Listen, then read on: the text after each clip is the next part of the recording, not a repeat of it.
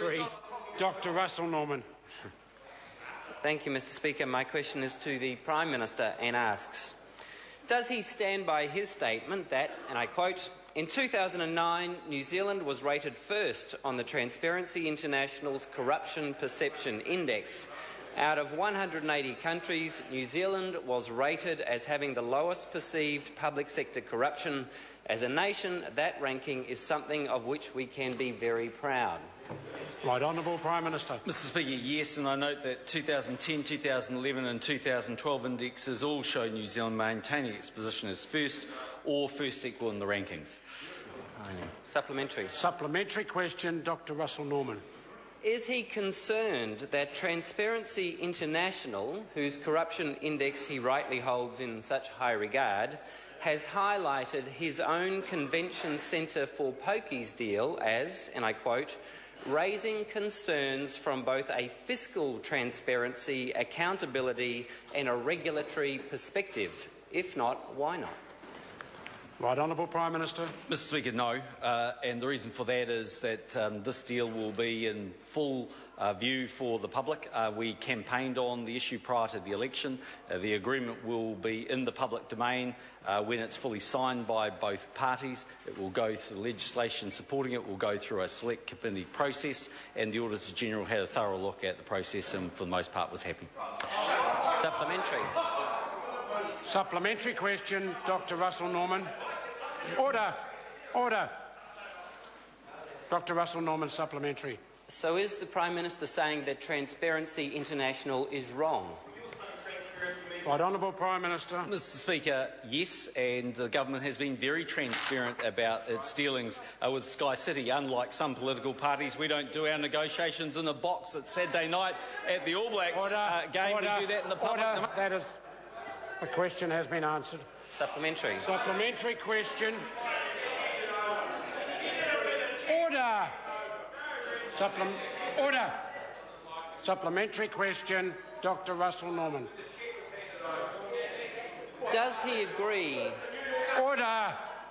Listen, the level of interjections coming now from both sides of the House is unacceptable for Dr. Russell to ask his supplementary question. Supplementary question, Dr. Russell Norman. Thank you, Mr. Speaker. Does he agree with Transparency International that the public procurement process in the Sky City project was severely compromised? Right Honourable Prime Minister. Mr. Speaker, no, and neither does the Auditor-General. Supplementary. Supplementary question, Dr. Russell Norman. Does he disagree then with the Auditor-General when she found that the evaluation process for the convention centre bids was, and I quote, neither transparent nor even-handed? Right Honourable Prime Minister. I don't agree with the Auditor-General in that basic point, and I think it's worth remembering that if we go through the process one more time, this is a deal that we campaigned on. This is a deal where the full agreement of all the terms and conditions will be in the public domain for everybody to see. This is a deal that will be supported by legislation that will go through a full select committee process, and this is a deal where the Auditor-General actually found, broadly speaking, she was happy. The point that the Auditor-General didn't like was the point that we've traversed in this House many times before, that she believed that we should have stopped the process, or the officials should have stopped the process at a point where it was clear that Sky City was the likely preferred candidate, and in fact the government's view was we needed to get more information. Supplementary. Supplementary question, Dr. Russell Norman. Thank you, Mr. Speaker. Is it then the Prime Minister's position that Transparency International is wrong when they said the Sky City project procurement process was severely compromised? Is it his position that the Auditor-General is wrong when the Auditor-General found that the evaluation process was neither transparent nor even-handed, and the Prime Minister is always right? Transparency International and the Auditor-General, they're just wrong. Right Honourable Prime Minister. Couldn't put it better myself. Yeah, they're wrong. Supplementary. Supplementary question, Dr. Russell Norman. Does he intend to ignore all of the different legal and academic voices, such as the Law Society, Transparency International, Auditor-General, who have all raised concerns about the way this government treats rule of law and the proper procurement process, And is he concerned that he will corrode the good reputation that the New Zealand government had when he came into office? Mr. Speaker, the government is always going to be active across a wide range of fronts. We're a busy government and there will always be people that offer views. Sometimes we won't agree with them. But I'll point out to the member again that New Zealand ranked #1 in its own right, or first equal in years 2010, 11 and 12. They happen to be all the years I was Prime Minister of New Zealand. I am not the one, Mr. Speaker, that sneaks off to Sky Skitty's box and has a little behind the bike shed. Order. The question has been adequately addressed. Point of order. Point of order. Dr. Russell Norman. Mr. Speaker, I wish to raise the issue that you spoke of yourself previously. Order. This is a point of order and it will be heard in silence. Mr. Speaker, the point that we've been referring to is Standing Order 383, Content of Replies, which state the reply to any question must be concise and confined to the subject matter of the question asked.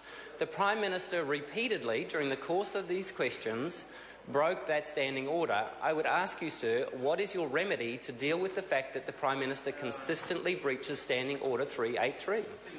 Speaking to the point of order, the Right Honourable Prime Minister. Mr. Speaker, the member asked me questions about transparency and openness in relation to Sky City. I made the government's position very clear. I also contrasted with the behaviour I saw from other political parties. That's quite legitimate public answering. I've just got a rule on a point of order that's been raised by Dr. Russell Norman. Can I ask Dr. Russell Norman to have a close look at the content of the question in line with Standing Order 377? If he can get his questions concise, he can expect a concise answer. Supplementary question, Right Honourable Winston Peters. Could I ask the Prime Minister, did Sky City donate money to the National Party in 2011? If so, how much? Right Honourable Prime Minister. I have no responsibility for that. Point of order. Point of order. Supplementary question. Mr. Speaker, I did. Point of order. I did not ask the Prime Minister about his responsibilities. I asked him a simple question: how much did Sky City give you in 2011? Order. Well, Sky City certainly given me anything, but the Prime Minister stood up and said he doesn't have any responsibility. That was his answer to the question. Point of order, Mr. Speaker. Point of order. Point of order, Dr. Russell Norman. It is well-established tradition that if in the answers that the Prime Minister gives he introduces subject matter, then that becomes legitimate for the opposition to ask questions about. Mr. Peters has followed up on Mr. Key's own introduction of political parties' behaviour with Sky City. Mr. Peters simply asked a follow-up question on it. And that's absolutely correct. And I didn't rule the question out of order. The question was in order, and the Prime Minister answered as he saw fit.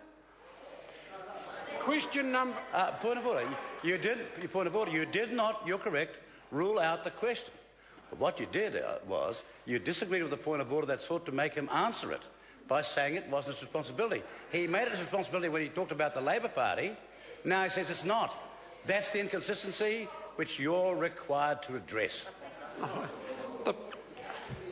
The Prime Minister stood to his feet and answered the question and said he had no responsibility for any donations that were made by any company to a political party.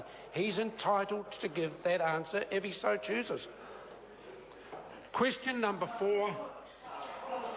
Well, Mr. Speaker, this is not about whether the Prime Minister has or has not that responsibility, since he put that matter at issue with his reference to Labor not once but 3 times. The question is, does he or does he not know the answer? Now, he can answer that question, but he refuses to answer on the basis that it's not his responsibility. It's not. That's what questions in the House are for. It's not the way the Prime Minister chose to answer the question. And that is a matter for the Prime Minister to decide. Now, that I have ruled on the matter. We are moving forward to question number 4, Phil Twyford. Thank you, Mr. Speaker.